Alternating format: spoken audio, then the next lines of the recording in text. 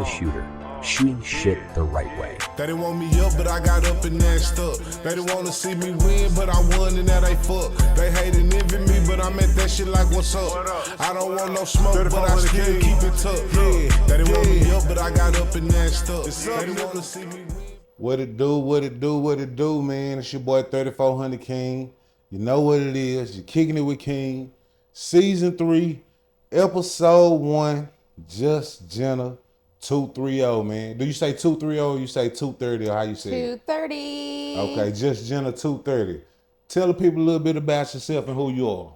So my name is Justina230. I am the owner and CEO of AIM Marketing, Promoting, and Consulting, LLC. I do a lot of things. I'm in the process of writing a cookbook. I'm in the process of writing an autobiography. I'm a social media influencer. I'm a promoter. I do it all. I also teach credit repair, financial literacy classes. I teach workout classes. I teach resume building classes. Pretty much I'm a one-stop shop. Pretty much, and my big ass need to be in the gym. I need some of them workout plans. Need some of them credit repair plans. I need a lot of that stuff you said, Mark. I need it all, man. That's what's up. So how did you get into these things? Did it come about later on in adulthood or like college? You just been knowing you wanted to do everything or what? So it's kind of a weird story. So actually I for 20 years, what I did was basically just VP of operations work. I managed surgical departments at hospitals and surgeons or medical practices, like 6 of them at a time. So I used to have to, fly all over the place and do that stuff. So I'm trying to transition that managerial and that marketing and promoting over into my passion, which is music. I recently left the medical field after 20 something years and decided that I'm going to follow my passion. So I am going to try to get my foot in the door for hosting, promoting, all of that. I want to get back into that. Okay. Now, those are two different worlds. Very. Two totally different places. Totally. Do you think, how are you going to make that work, and how do you see it working with what you're doing in the medical field? How do you see it transferring into the musical industry? Very easily, actually. So, in my 20s, I actually used to help manage a few rappers anyway. So it's not like I've never been in the music industry. It's just I'm trying to get back into it. I mean, 20 years, a lot's changed, obviously, with social media. I mean, there's a lot more new advances, but how I feel I can easily transition into it is, number one, the passion for music is there. Okay. Number two, the willingness to get out there, network, meet people, and just build relationships. And number three, I'm a hustler. I have a hustler's mentality. Okay, anything hustler. I set my mind to, I can do. Okay, hustler. How long you been passionate about music? Since a child, or? Yeah, definitely. What made you feel like you wanted to be a part of the industry and the music scene? I always have, actually. It's just at the moment, when I got into the medical field 20 years ago, I kind of was forced, if I would say. There was some situations that I got myself into that I kind of had to be very picky about the job that I took. Mm-hmm. And so with that being said, after that situation, I ended up going to college and getting a couple of degrees, and I thought I wanted to be a doctor at one point, and got a pre-med degree, and then decided I wanted to do management. So I got a double bachelor's degree in healthcare management and health sciences. But how all that tied into getting back into music is, once I got my degrees, when I started managing surgeons and surgical departments, I started realizing that this is boring. This is not what I want to do. I'm just not happy. But it pays the bills. I mean, how do you leave a 6-figure income? You don't, right? You don't. So I stayed for a very long time until recently. I just decided, fuck it, it's my time. It's my season. I know it is. I feel it. It's just I'm about to blow, and I know it. I feel it in my heart. You got to claim it. You got to also claim it and work towards what it is you want. We can want things, but if we don't work towards it, why would we get it? How do we think we supposed to get it if we not moving towards it. But you making the necessary steps to make Absolutely. your 6-figure career into your 6-figure passionate career. You know what I'm saying? So I feel that. But Right. let's go back. Where you from? Born and raised. So I was born in a very small town that nobody will ever hear of, probably. Tallahena, Oklahoma, very small town. Tallahena. And it's a population of like maybe 2,500, I think. Oh, that's very small. And then we moved to Oklahoma City. Well, let me back up. I've lived all over. We moved a lot. So I didn't have the best childhood, so we moved a lot. So anyway, I grew up most of my life in Norman, Oklahoma, where OU Sooners are. Hey, Boomer Sooner. Ooh. So I lived there for a majority, and then I came to DFW in 2006 because once again I got myself in a couple of situations that I felt like I needed to basically move where nobody knows me and start a whole new life. And so I graduated college and literally moved 2 days late. Like I was out. 2 days later after graduate. Well, hold on, let me back up. 2 days later, after graduating, it was a little trade school. Then I moved down to Texas, and then I went to college. I went to college down like here. Okay. But as soon as I was in a position down there to where I stacked up enough to where I could just disappear, I literally just disappeared. Did you have a 2-parent household, 1-parent household? My father was around a little bit in the beginning. My father was in and out of prison a lot. So unfortunately, my mother was a single mother a lot, and which kind of left me raising babies, like little newborn babies. So are you the oldest? No, I'm the middle child. Middle child? Okay. Yeah. And you was raising your little brothers and sisters? My 2 younger sisters, I kind of took care of them a lot while my mom was at work. She worked 2 jobs. And then finally, that stopped because I just started getting locked up a lot. So, Oh, so you started being in these streets a little bit. yeah. Okay. So how many brothers and sisters do you have? I have 2 brothers and 3 sisters. 2 brothers and 3 sisters. Okay, Yeah. so that's a total of 6 of y'all. Yeah. Okay, was your big brother? Well, who was the oldest? Brothers, sisters, big brothers? Yep. The oldest is my brother, and then I have an older sister, and then me and 2 younger sisters. Okay, did the older brother and sister step in, or was they living their own life to where you had to really be mom to They the younger? they were gone. They were gone. They were gone. Everybody left home young. All of us did actually.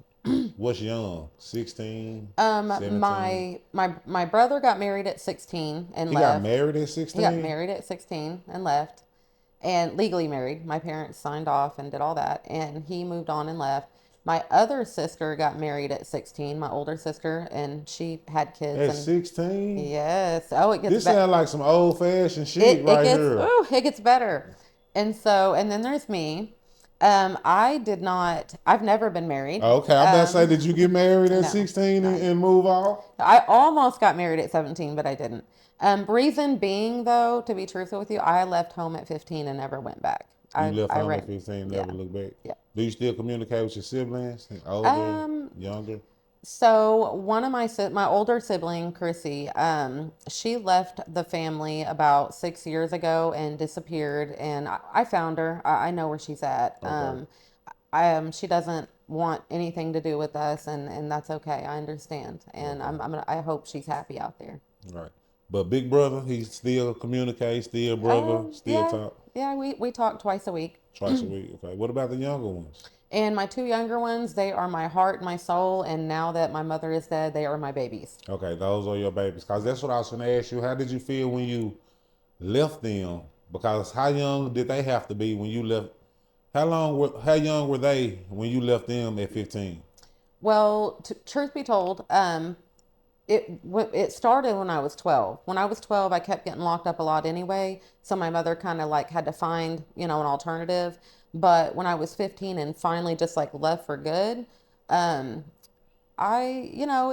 was different. I know they were safe. They were physically safe. So, I know that they were well taken care of. Okay. My mother was a very different mother to my two younger siblings than she was to us older three.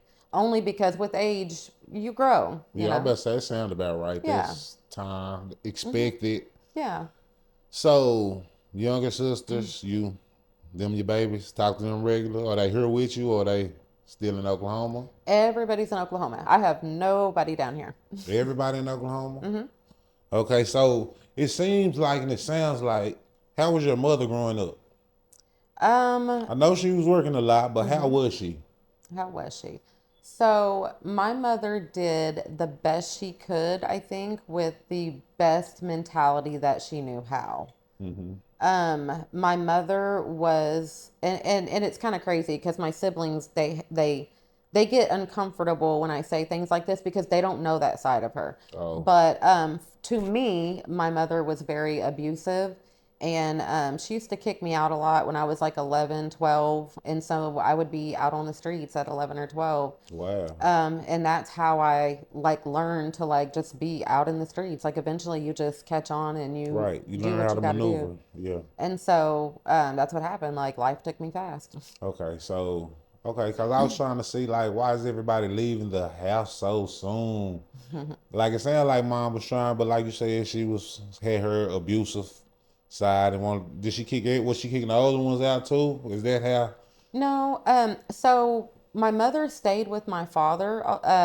They were married 22 years. Okay, And us older three, we really just wanted out because of him. My father's still alive. And we actually are just now building a very strong relationship, and okay, I love him now very okay, much. But he was very, very abusive okay, to us older three and my mother, and I mean extremely abusive. okay.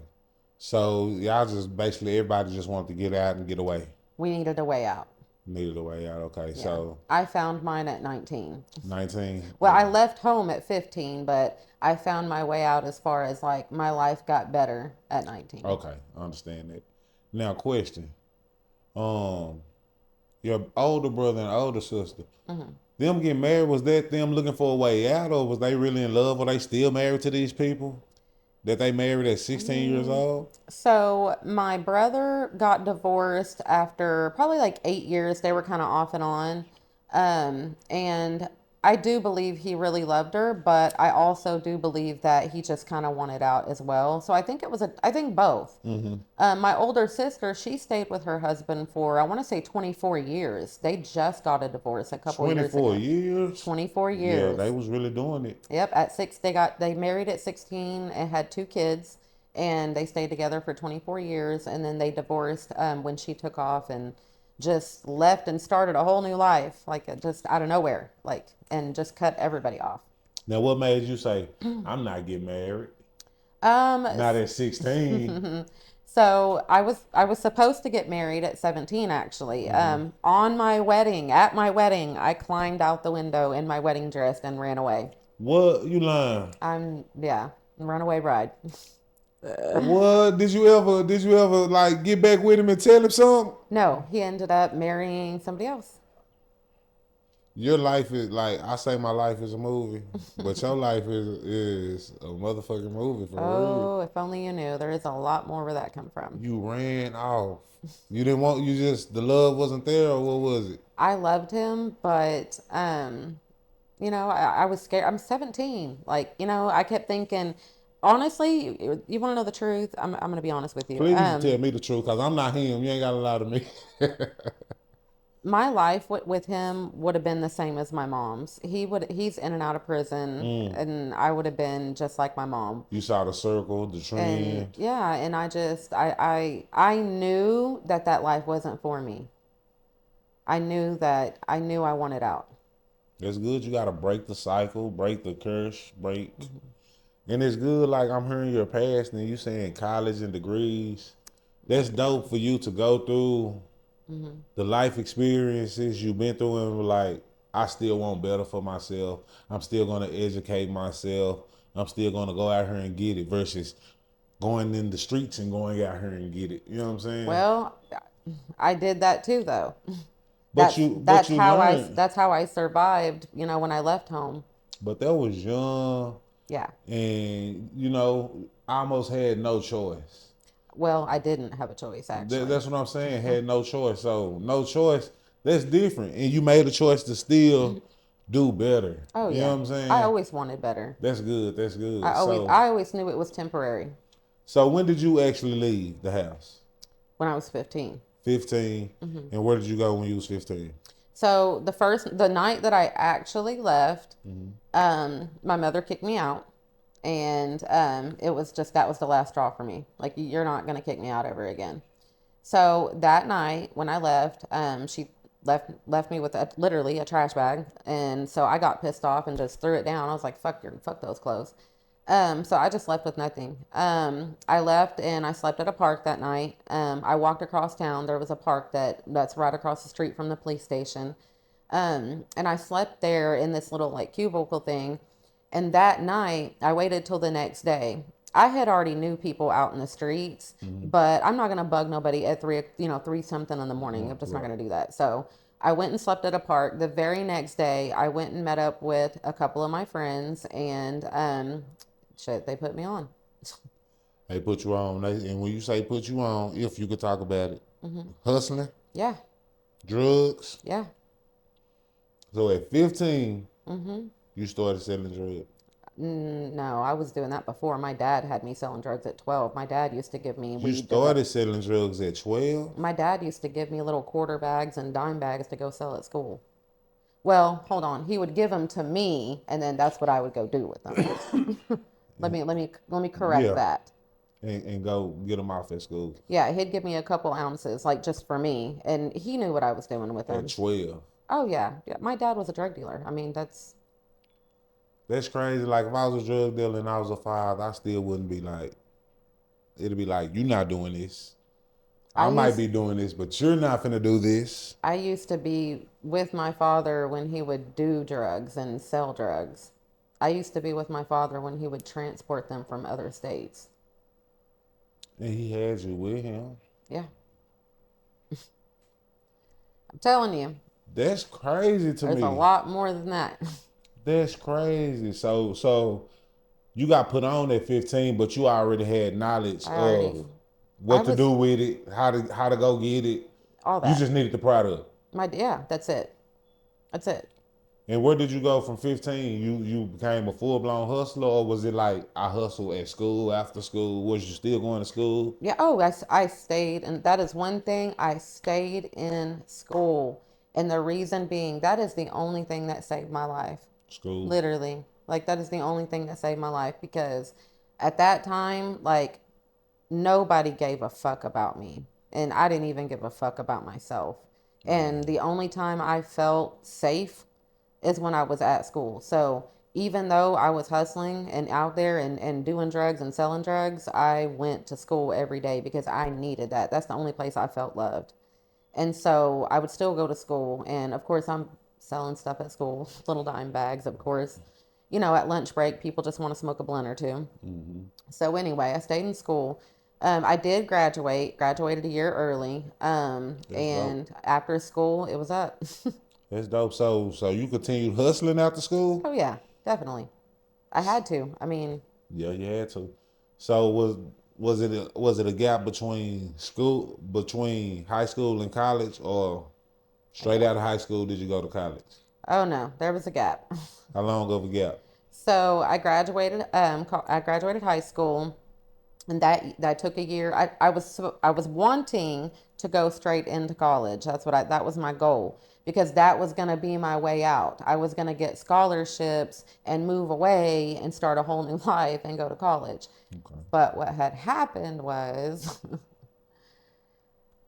I got pregnant by a guy that just graduated college. He graduated college I was graduating high school. And so, well, let me back up. Before I got with him, I got with another guy that was a hustler, and he had me out there.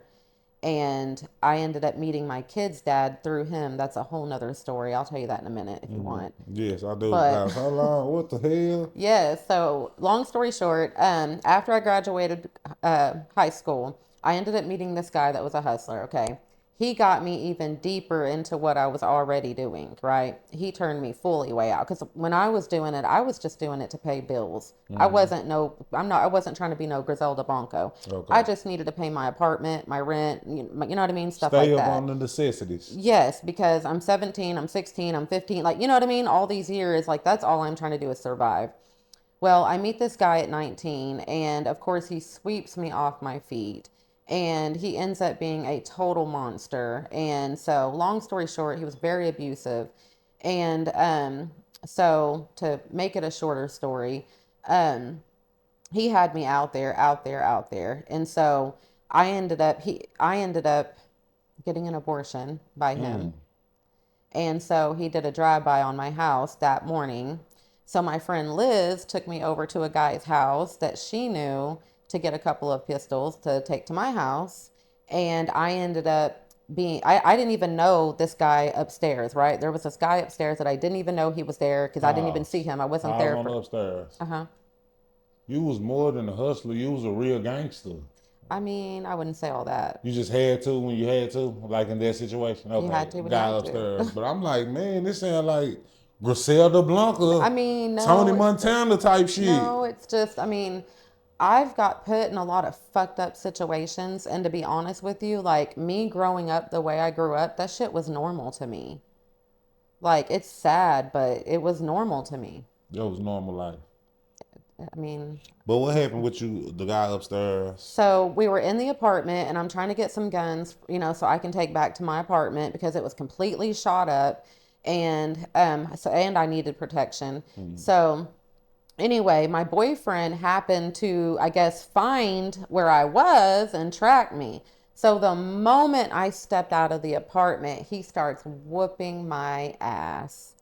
And so he's whooping my ass. He's dragging me to his car. He pistol whips me. That's how I got this scar on my face. I don't know if you can see it, but I cover it up with a lot of makeup. But I have a huge scar across my eye right here where he pistol whipped me. And this guy that I didn't even know was in the apartment that I just came out of comes running out. And all these guys that were in the apartment come running out too, of course. And the guy that I didn't know come running up and like shoved him and was like, hey, da da da da. And come to find out, I didn't even know all this. I'm over here dating this guy thinking he's the plug, but come to find out, the guy that just protected me is the plug. The plug, the real plug. The plug. And so, and I never knew this. So long story short, the guy that saved me, they ended up moving into a whole different place, of course, because we blew their spot up. So they ended up moving. So 2 weeks later, the same friend took me back over to their house to score something else. That's another story. So we go over there, and sure enough, the guy that saved me 2 weeks ago is there. So he comes up to me and he's like, hey, you know, how are you? And he's like, please tell me you're not with him. And he's like, what are you even doing with him? And he was like, you are too good for him. Like, you know, da da da. Of course, trying to, you know, get at me. It worked. I got pregnant 5 months later. So She said 5 months later. 5 months later, I got pregnant at 19. 5 months later. Yeah. And how many children do you have? With him, I have total, and only with him, I have 2. Okay, yeah, 2 children. Okay. Yes. And it was weird because of the way that we had children. What that could be a soap opera in itself. What you mean the way y'all had children? So I hate telling the story because it just makes me sound so bad, but it is what it is, and it's the truth. And I think it's not talked about enough. So I do talk about it sometimes. Gotta talk about it. Ugh. Okay. So I think that people underestimate the reality of arranged marriages or even arranged children, if you will. Childbearing. Okay. There, without saying too much, because I can't, what I will say is there are a lot of powerful people out there and people with statute and a life of privacy that will have children with people and it be arranged that, you know, I don't want a marriage, I don't want a wife, but I want children from you. Mm-hmm. But you have to, and I'll take care of X, Y, and Z and X, Y, and Z, Mm-hmm. and you raise these children, Mm-hmm. and you take care of the children, and you go to college and do whatever you want to do, and I'll take care of that. Right. But there's a lot of people out there. There's rappers. You'd be amazed. There's a lot of producers. There's a lot of business owners that will have children with women that, they just want children with. So that's what it was. I mean, I wanted my children. Don't get me wrong. My children were planned. Obviously, they were planned. But he wanted children, and I wanted a way out. So he get what he wants, you get what you want. I have two beautiful children. I have my own home. I now have three college degrees, technically. Three college degrees. I own my own business, and I no longer am involved in, I don't get shot at anymore. I don't get beat anymore. I Thank you, don't Jesus. have to sell drugs anymore. I Thank you, don't have to, Jesus. I don't have to be around anything I don't want to be around. Nah, for real. We appreciate that, because that ain't what we want in life. That's not what it is. I That's am not now what a it's at. soccer suburban mom, and I love it. Already, that's dope. So when did you start going to school? So I started going to school. Actually, let me back up. So when I was 19, I had my son, right? Mm-hmm. And then me and him we didn't get together or anything. But when my son turned 3, because I kept getting shot at, and my son actually, the last time my son happened to be there and be in the drive-by shooting as well. So at that point, his father moved us to Texas immediately. Like within Okay. we were gone. We were here. Everything, all my stuff got moved within 2 days. We were gone. And so at that point, that's when we decided to try to be a couple for the first time, which was really weird because of the whole, arrangement. But we did try to be a couple. So when I moved down here, he told me, go to college, do something. And I'm like, I've always wanted to. Let's get it. So he got me into college, or he helped me get into college, and I got into college, and I didn't have to work, but I wanted to. I wanted my own money, so I started working part-time. Now I'm glad I did, because he kept cheating. So I saved up enough money to just leave one day, and I did. And so I stayed with him for 3 years, and we both mutually decided it wasn't good for us anymore. So, and at that time, when I first moved down here, let me back up. He asked me to have another baby. So we had another baby. We have my daughter, my beautiful baby, Janiyah. So we had another baby. I decided that I did not want to be with him anymore because of the constant cheating. So I was going through college and everything at that time, but I still decided to leave. So I just went ahead, and while I was going through college, I left him, and the agreement was I wanted to go back home to Oklahoma, but he wanted me to stay here. He didn't want to have to drive back and forth and see his kids like, every other weekend type stuff. So he said, if you stay, I'll buy you a home. So I stayed. Here I am. I ain't mad at that. So, I mean, and I didn't want to take his kids anyway. I mean, it worked out best. He's 6 blocks away. He can see his kids. And we've been split up for 16 years, and I love it. Like, he can see his kids when he wants, and I don't get in the way, and I don't mind his business, and he doesn't mind mine. And, I mean, we don't even have to talk. Our Beautiful. kids, I love it. Nah, that's beautiful. What made you want to go back to Oklahoma? Because I felt like I was at a point in my life now that even if I did go back, like I wouldn't fall back into the same lifestyle. Everybody that I knew was either dead or in prison anyway. Sadly. So you just wanted to go back just to go back? I miss my family. I miss my friends. Family. I understand that, man, but like the way you explained how life was in Oklahoma, it seemed like almost nobody that went through that would want to go back to Oklahoma for almost anything. I wanted to, because I wanted to prove a point that if you want it bad enough, you can do it. Get it. That's dope. I had a point to prove. So what happened with your mom, if you don't mind talking about that? Let me ask you about Oh, no, that. I don't mind at all. So my mother died of breast cancer, heart failure due to breast cancer in 2014. In 2014? Yeah. Oh, okay. And Siblings, how old were they when this happened? They were in their early 20s. Okay, so they was already grown and Yeah, but they very much still needed her. they still needed her. Very much still needed her. I know. I believe it. I know I experienced the loss of a mother. So Yeah. I'm I sorry to hear that. understand that. No, I'm sorry for yours.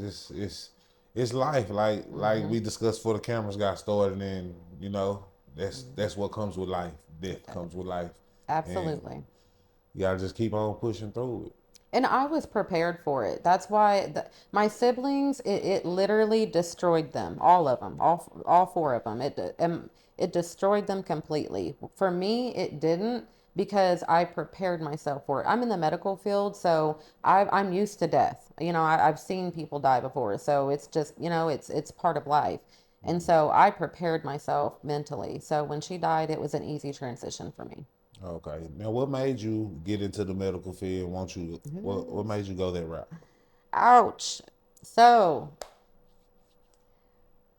I got arrested for some felonies that I could no longer work around children, which is what I was doing at the time. At the time when I got arrested, I was working at a daycare during the daytime, Monday through Friday, 6 to 2, and I was working on the weekends at a juvenile detention center from 7 in the morning to 11 at night.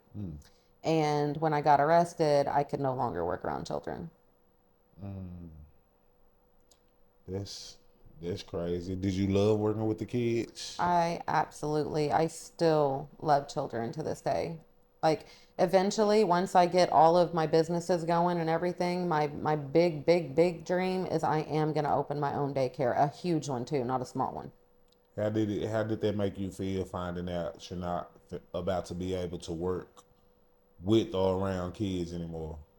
For about a month, it devastated me. For a month, I kind of sat around feeling sorry for myself because I was actually in the process of trying to buy a daycare when all this happened. Oh wow. Literally, like the underwriting, everything was going through the loan. I mean, I was on the last step.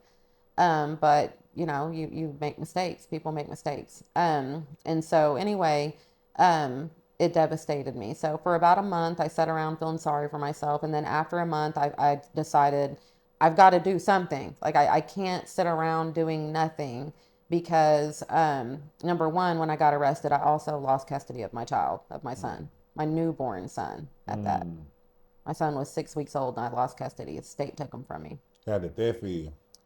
My world crushed. But I understood why. At the time, I guess I wasn't a fit parent.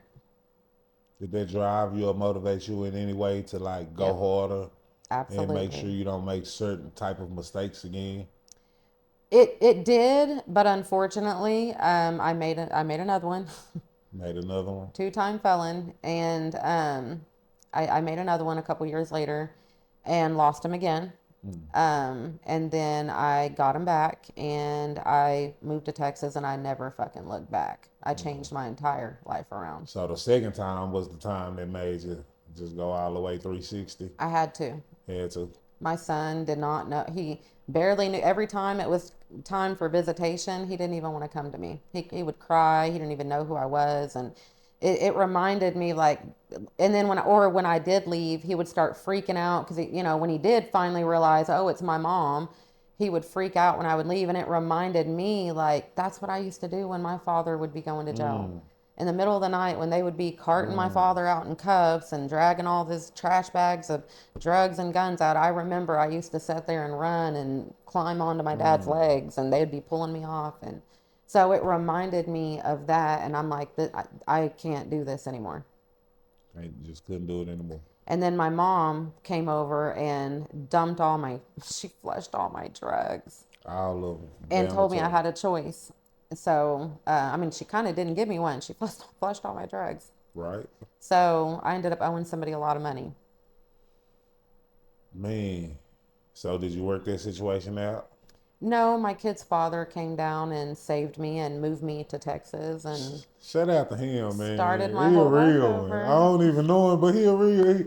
He a real one. I swear. You gotta give the people their roses and their flowers, man, while you can. And it sucks because honestly, we don't even speak. We don't even speak anymore. We haven't spoke. Well, I mean, we haven't really spoken like we've probably spoke 2 times in like the last year and a half, and that's my fault. Toxic behavior on my fault because I'm rude sometimes. I need to check that. But to be honest with you, I would not be where I'm at today if it wasn't for him because That's real. he showed me a whole different side of life. That's Like, real. and it's so crazy, like because I came from nothing and he came from money, and just he changed my whole life around. That's real. It's crazy. Like from what I'm hearing, from what like even if y'all not good or together, like you're the mother of his children and how it's supposed to be in my head. I still got your back. Oh, Like always, and that's how it's supposed to be. That's why like, man, I always. don't even know the man, but just hearing about it, that's beautiful. That's dope. That's how it's supposed to be. Fellas, take care of your children. You ain't gotta like the woman or love the woman or it ain't even about y'all at this point in At time. Once all. y'all have these children, it's not even about y'all anymore. That You know what I'm part. saying? It's about what's best for these kids and to get them the best life you can possibly get in. And And honestly, that's why I stayed in Texas. Because I'm not gonna lie, it was so hard to stay here because I wanted to go home, but all I kept thinking is this man really loves his kids, and I cannot take his kids from him. Like you would have been wrong if you I did. couldn't. So yeah, for real, big shout out to Corey because Big if it salute, Corey, man. I don't know you, but big salute, my man, guy. For he real. literally saved my life, literally, in multiple ways. That's dope. And so now my kids have had, and you know what's so funny, and this is important for me to say. Me being homeless most of my life when I was a kid, until I started hustling, and then I got my own place. Obviously, I had my own apartment at 15 because I only had to hustle for a little bit, and then I got my own apartment, and then I continued to do it. But it's not like I had to sleep on the streets for too long. Right. But the point is, going through all of that, it made me realize that when people come into your life to help you, like you really gotta love and value those people. You have to. And so that he's just one of them people that no matter what, if he called me tomorrow saying he needed something, I would be there. If I called him right now, he would be there. That's how it's supposed to be, man. That's And dope. people just don't understand that just because you're not together does not mean that you can't love and respect each other still. It's that simple. It's that easy. Love and respect. That man. easy. Just I mind your mean, own business. mind the business that pay you, for real.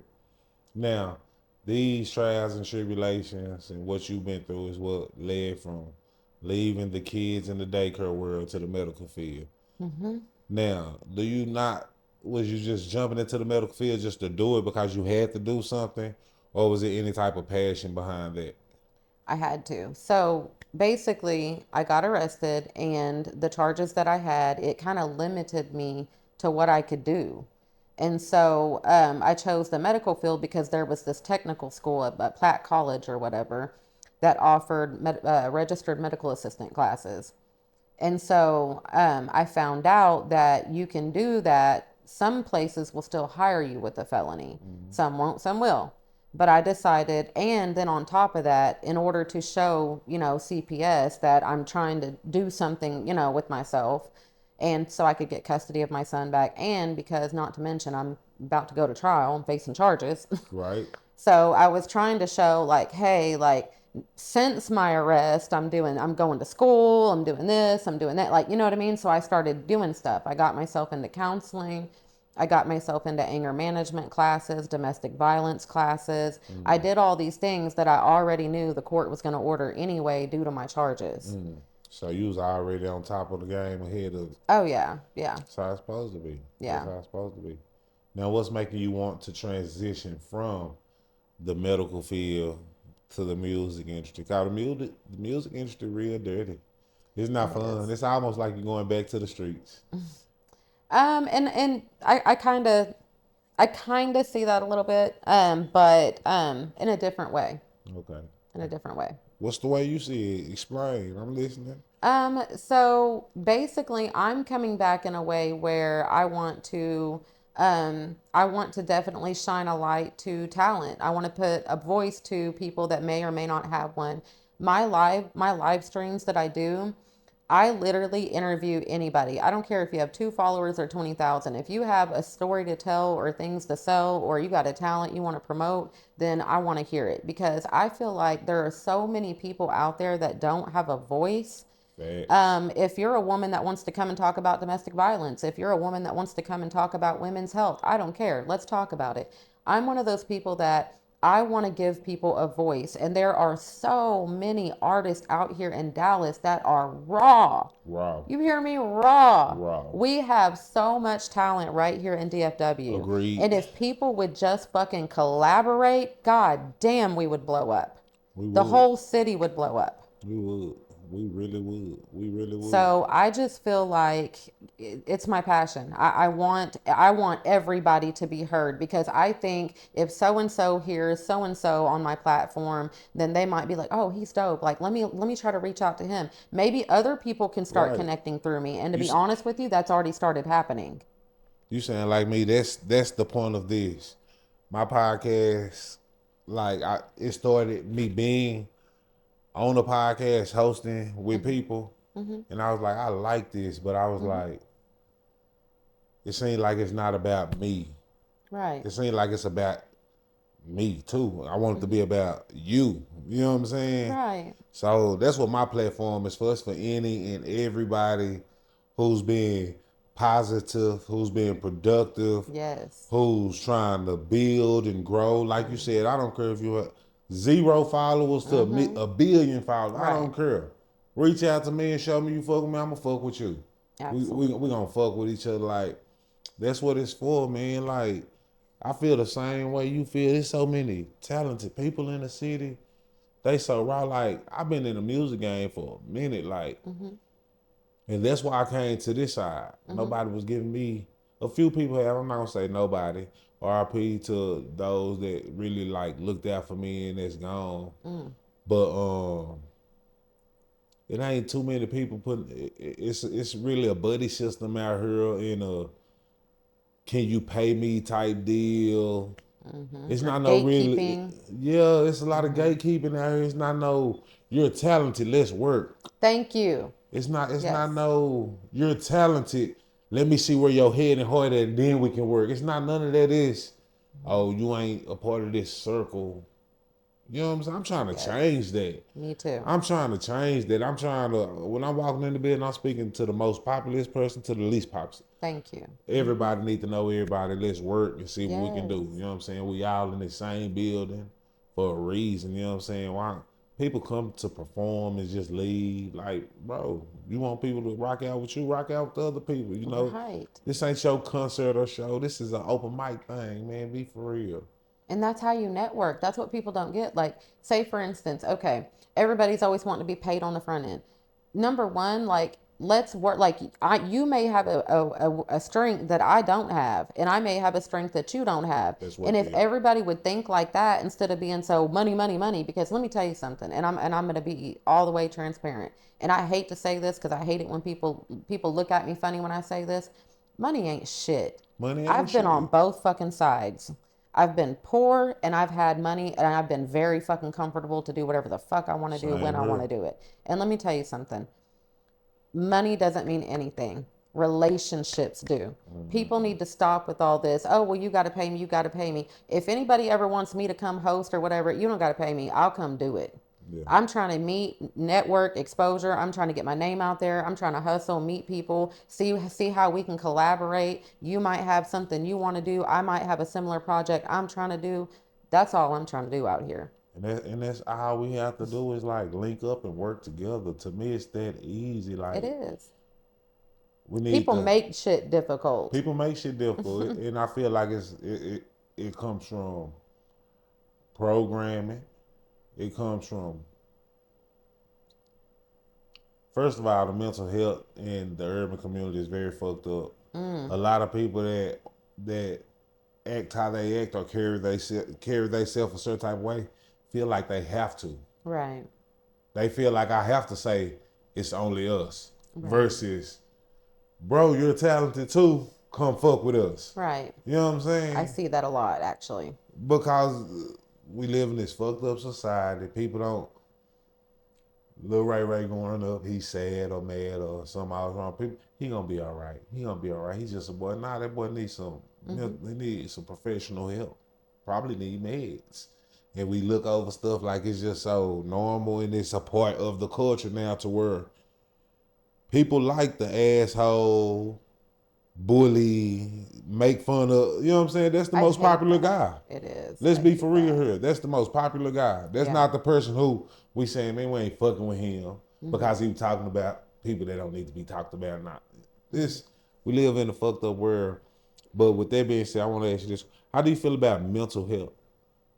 So honestly, I feel like I'm glad you brought that up because you do see that a lot in minority communities. You do see that a lot.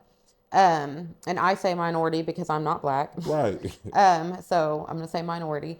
For me. But you do see that a lot. It's overlooked. You know, if you battle with anxiety, like for me, I'm just gonna keep it a band. I have PTSD from being shot at. I have PTSD and anxiety because of that. You know, I have nightmares. I have night sweats. I sleep with a pistol. Unfortunately, it's sad, but it is what it is. And I think that a lot of people just look at that type of stuff and they don't take it serious. Like they don't understand. Now I'm in therapy, so I'm working on myself and bettering myself and it's gotten better. But a lot of people don't know that there's resources out there that you can go to counseling for free. There's places out there. I can give people a list if you want some. You know, I know because I actually partner with some of these places I partner with, and I've done videos for them to get money from the governors and mayors and stuff like that and judges. And they've used my documentary before to help gain funds for that. So I partner with a lot of nonprofit agencies that try to help the community. So if anybody ever needs a list of resources, please reach out because mental health is overlooked. For me, I'm actually doing well now in my therapy. I've been in therapy for 2 years. I've made a lot of progress, but there's a lot of people out there that are too afraid to admit that they suffer from anxiety.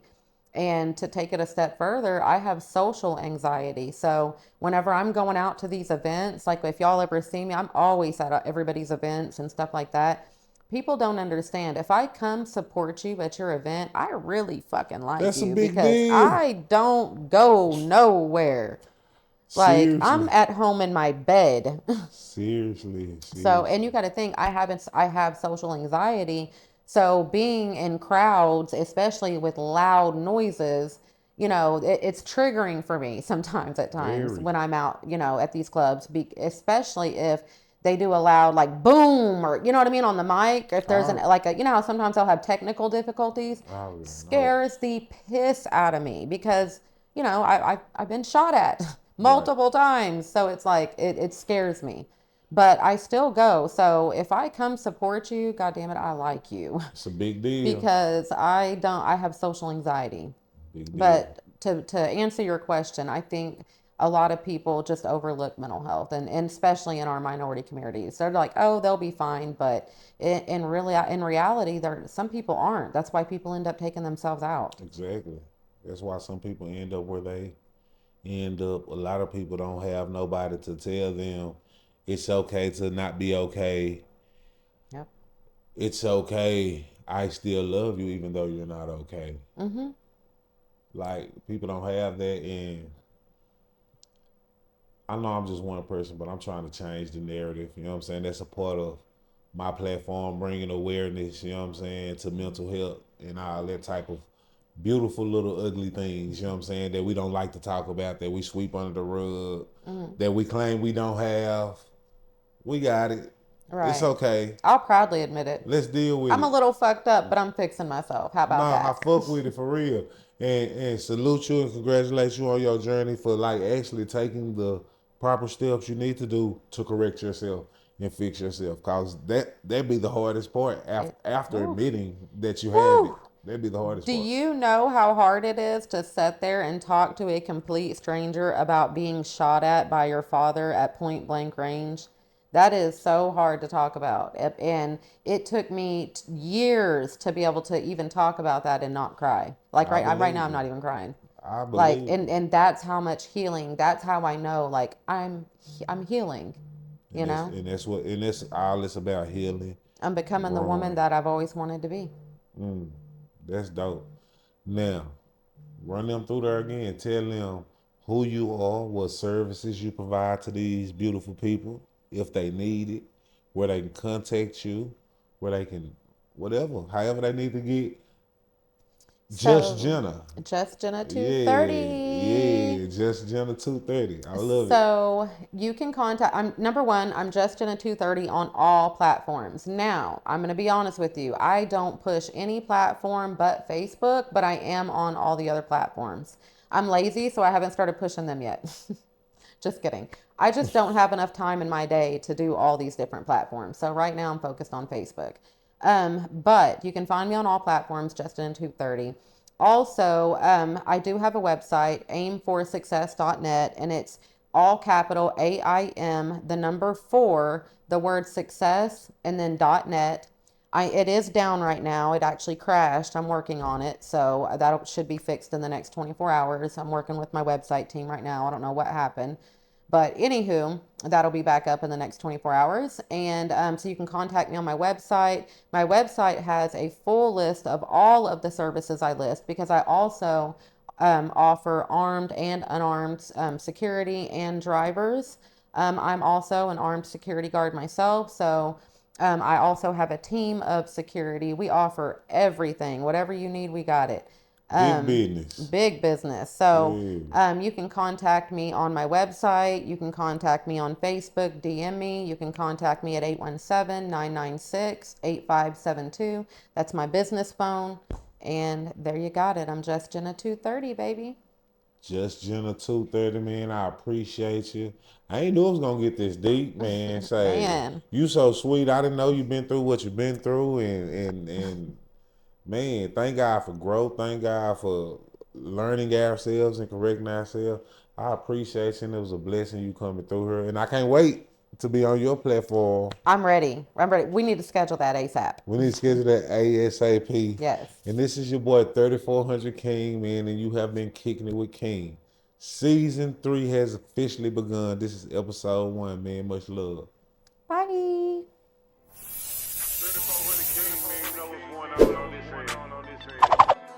The shooter, shooting shit the right way. They didn't want me up, but I got up and nashed up. They didn't want to see me win, but I won and now they fuck. They hate and envy me, but I'm at that shit like what's up. I don't want no smoke, but I still keep it tough. Yeah, they didn't want me up, but I got up and nashed up. They didn't want to see me win.